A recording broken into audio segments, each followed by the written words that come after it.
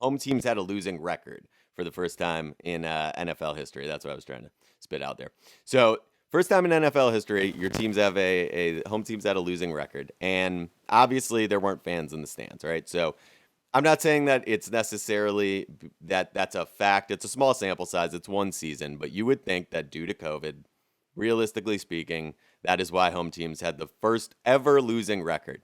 Bring the fans back. Now all of a sudden that home field advantage comes back stronger than ever. But what I'm the most fascinated by, and I wrote about this in the newsletter today, is the fact that in the NFL this season, they're going to play 17 games, right? So now teams are going to get an additional game, an additional home game, but it only happens to half the league. The other half of the league has to play that game on the road.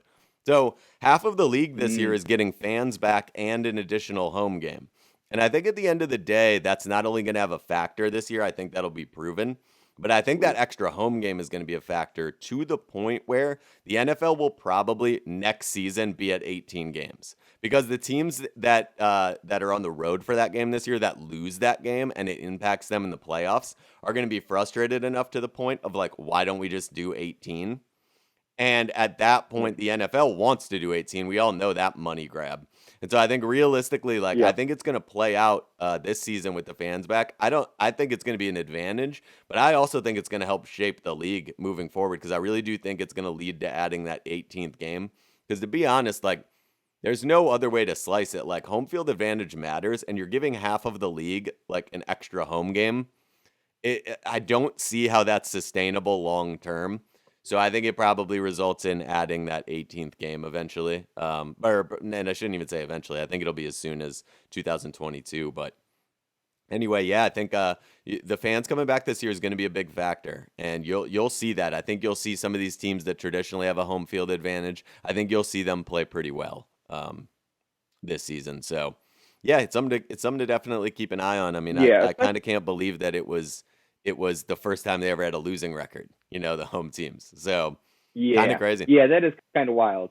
And especially because you have those veteran quarterbacks that can go into an opponent's arena, like the Aaron Rodgers, Tom Brady's, the Russell Wilsons, those types of players that can go in and without that crowd atmosphere, they can hear everything, they can communicate to their team on their offensive side.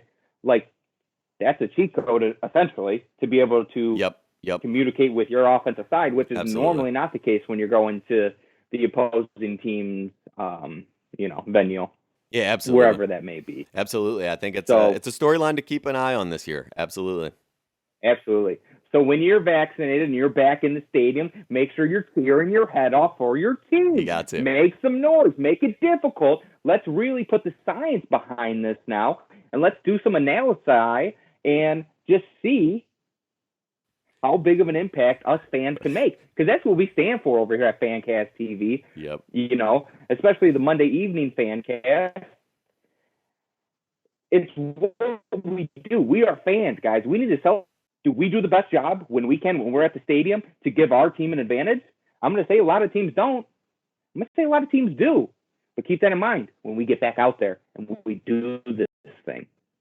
The 12th man matters, right? The Guys, fans it's the been a fans lot of matter. fun today. The 12th man matters. Yeah, unless it's the Seattle Seahawks 12th man.